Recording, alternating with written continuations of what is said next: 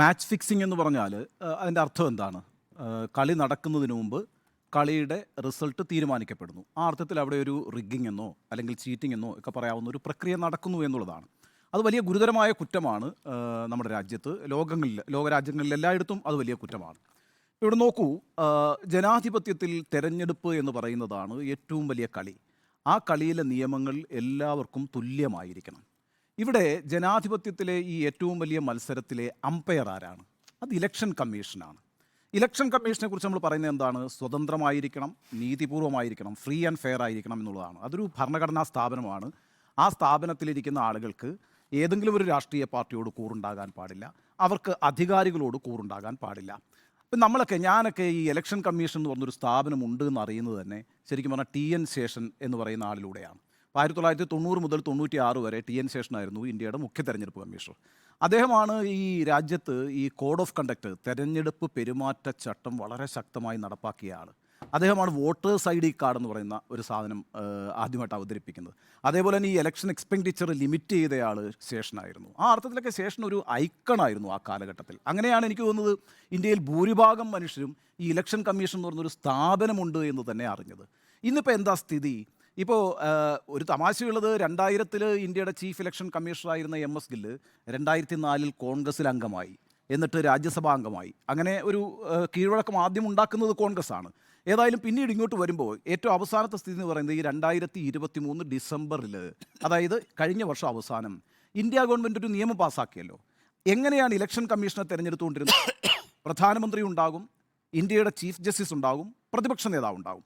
ഈ 3 അംഗ സമിതിയാണ് മുഖ്യ തെരഞ്ഞെടുപ്പ് കമ്മീഷണറെയും മറ്റ് 2 തെരഞ്ഞെടുപ്പ് കമ്മീഷണർമാരെയും തീരുമാനിക്കുന്നത്. എന്നാൽ 2023 ഡിസംബറിൽ പാസ്സാക്കിയ നിയമം ഈ ചീഫ് ജസ്റ്റിസ് ഓഫ് ഇന്ത്യയെ ഈ കമ്മിറ്റിയിൽ നിന്ന് എടുത്തു കളഞ്ഞു. എന്നിട്ട് പ്രധാനമന്ത്രിയും കേന്ദ്രത്തിലൊരു മന്ത്രിയും ഒപ്പോസിഷൻ ലീഡറും മാത്രമായി. സ്വാഭാവികമായിട്ടും പ്രധാനമന്ത്രിയും കേന്ദ്രമന്ത്രിയും കൂടി തീരുമാനിക്കുന്നയാളായിരിക്കും മുഖ്യ തെരഞ്ഞെടുപ്പ് കമ്മീഷണർ ആവുക, അല്ലെങ്കിൽ തെരഞ്ഞെടുപ്പ് കമ്മീഷണർമാരാവുക എന്ന കാര്യത്തിൽ ആർക്കാണ് സംശയമുള്ളത്? ആ രീതിയിൽ സ്വതന്ത്രമായും നീതിയുക്തമായും പ്രവർത്തിക്കേണ്ട ഒരു ഭരണഘടനാ സ്ഥാപനത്തെ തീരുമാനിക്കാനുള്ള സമ്പൂർണ്ണമായ അധികാരവും ഒരു സർക്കാർ ഏറ്റെടുത്തതിന് നിശബ്ദ സാക്ഷികളായി നിൽക്കേണ്ടി വന്നൊരു ജനതയാണ് നമ്മൾ. അതുകൊണ്ട് നടക്കാനിരിക്കുന്ന തെരഞ്ഞെടുപ്പിൽ ഏതെങ്കിലും തരത്തിലുള്ളൊരു മാച്ച് ഫിക്സിംഗ് ഉണ്ടാകുമോ എന്ന് ആരെങ്കിലും സംശയിച്ചാൽ അവരെ കുറ്റപ്പെടുത്താൻ പറ്റുമോ? ഇപ്പം 2 തിരഞ്ഞെടുപ്പ് കമ്മീഷണർമാർ 2 ഘട്ടങ്ങളിലായി ഈ തെരഞ്ഞെടുപ്പ് കമ്മീഷനിൽ നിന്ന് രാജിവെച്ചു. നമുക്ക് ഈ നിമിഷവും അറിയത്തില്ല അവരെന്തിനാണ് രാജിവെച്ചതെന്ന്. ഒരാളുടെ പേര് അശോക് ലവാസ എന്നാണ്. അദ്ദേഹം 2020-ൽ രാജിവെച്ചിട്ട് ADB-യിലെ ചെയർമാനായിട്ടോ വൈസ് ചെയർമാനായിട്ടോ എങ്ങോട്ട് പോയി, രാജ്യം വിട്ടുപോയി.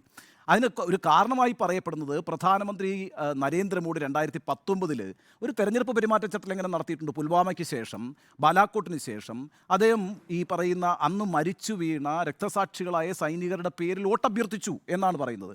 ആ തെരഞ്ഞെടുപ്പ് പെരുമാറ്റച്ചട്ട ലംഘന കേസിൽ പ്രധാനമന്ത്രിക്കെതിരായി നിലപാടെടുത്തയാളാണ് അശോക് ലവാസ.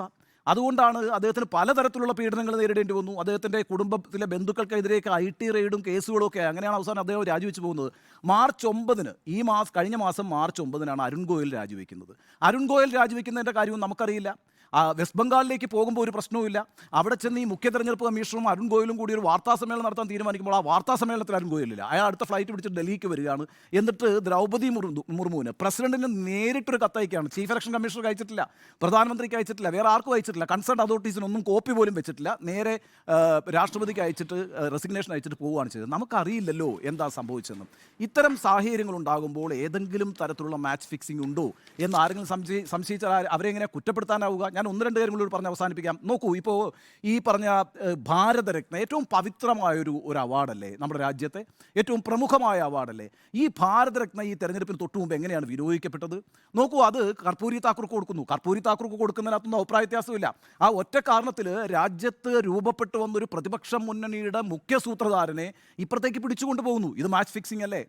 ED വിട്ടിട്ട് ഈ പറയുന്ന അരവിന്ദ് കെജ്രിവാളിനെ, അതാണ് രാഹുൽ ഗാന്ധി പറഞ്ഞത്, ഞങ്ങളുടെ 2 മുഖ്യ കളിക്കാരെ അകത്താക്കിയിരിക്കുന്നു. അരവിന്ദ് കെജ്രിവാളിനെ അകത്താക്കിയിരിക്കുന്നു, അതേപോലെ തന്നെ ഷിബു സോറിനെ, പിന്നെ ഹേമന്ത് സോറിനെ അറസ്റ്റ് ചെയ്ത് അകത്താക്കിയിരിക്കുന്നു. അതേപോലെ അവസാനം സംഭവിച്ചത് എന്താണെന്നേ? മഹാരാഷ്ട്രയിൽ അശോക് ചവാൻ, ഒരു 3 മണ്ഡലത്തിലെങ്കിലും സ്വാധീനമുള്ള കോൺഗ്രസ് നേതാവാണ് അശോക് ചവാനെ ED വിട്ട് വിരട്ടിയിട്ട് നേരെ പിടിച്ച് ഇപ്പുറത്തോട്ട് ഇടുകയാണ്. ഇതൊക്കെ തെരഞ്ഞെടുപ്പിൽ അഫക്റ്റ് ചെയ്യുന്നുള്ള കാര്യത്തിൽ എന്താ സംശയം? അതിന് തൊട്ടു മുമ്പ് മഹാവികാസ് അഘാടി ഗംഭീരമായി പെർഫോം ചെയ്യേണ്ട ഒരു തെരഞ്ഞെടുപ്പാണിത്. അവിടെയാണ് NCPയെ പുലർത്തിയിട്ട് അജിത് പവാറിനെ അപ്പുറത്തേക്ക് കൊണ്ടുപോകുന്നത്. അതും ഈ പറയുന്ന CBI കാണിച്ച് വിരട്ടിയിട്ടാണ്. ഇതൊക്കെ മാച്ച് ഫിക്സിങ് അല്ലെങ്കിൽ പിന്നെ എന്താണ്?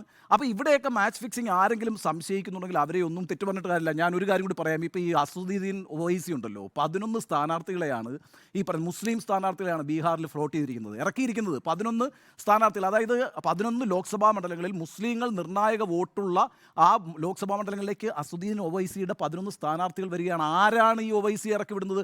കഴിഞ്ഞ തെരഞ്ഞെടുപ്പുകളിലൊക്കെ നമ്മൾ കണ്ടിട്ടുള്ളതാണ് ഒവൈസി ആർക്ക് വേണ്ടിയിട്ടാണ് ഈ പണിയെടുത്തിട്ടുള്ളത് എന്നുള്ളത്. BSPയുടെ മായാവതി ഇപ്പോൾ ഇറക്കിയിരിക്കുന്ന സ്ഥാനാർത്ഥികളിൽ ഭൂരിഭാഗവും മുസ്ലിം സ്ഥാനാർത്ഥികളാണ്. ആരാണ് BSPയുടെ മായാവതി മേൽ സമ്മർദ്ദം ചെലുത്തുന്നത്? എന്തിനാണെന്നറിയോ? തെലങ്കാനയിൽ ഒരു കാര്യം ഞാൻ പറയാം. തെലങ്കാനയിലെ BSPയുടെ സംസ്ഥാന അധ്യക്ഷൻ പ്രവീൺ കുമാർ രാജിവെച്ചുകൊണ്ട് പറഞ്ഞത് എന്താണെന്ന് വെച്ചാൽ, എനിക്ക് സമ്മർദ്ദം സഹിക്കാൻ പറ്റുന്നില്ല. കാരണം BRSുമായി ഞാൻ ഐക്യമുണ്ടാക്കി, ഞങ്ങളുടെ പാർട്ടി ഐക്യമുണ്ടാക്കി. ആ ഐക്യത്തിൽ നിന്ന് പിൻവാങ്ങണമെന്ന് മായാവതി സമ്മർദ്ദം ചെലുത്തുന്നു. മായാവതിയുടെ മുകളിൽ ആരാണ് സമ്മർദ്ദം ചെലുത്തുന്നത്?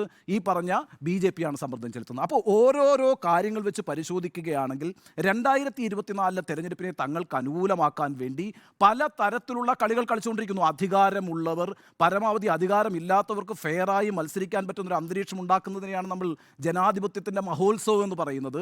അതിന് പകരം അധികാരം ഉപയോഗിച്ചുകൊണ്ട് 24 തെരഞ്ഞെടുപ്പിൽ എങ്ങനെയൊക്കെ തങ്ങൾക്ക് അനുകൂലമാക്കാം എന്നുള്ളൊരു ഭരണഘടനാ സ്ഥാപനത്തെ വരെ നിയന്ത്രിക്കുന്ന രീതിയിലേക്ക് കാര്യങ്ങൾ മാറുമ്പോൾ ഇതൊരു മാച്ച് ഫിക്സിംഗ് ആണോ എന്ന് രാഹുൽ ഗാന്ധി ചോദിക്കുന്നത് തിരഞ്ഞെടുപ്പ് പെരുമാറ്റ ചട്ടത്തിൻ്റെ ലംഘനമാണെന്ന് ഞാൻ വിചാരിക്കുന്നില്ല.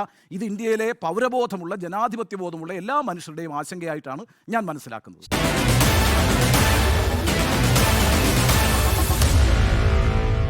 Meet the editors.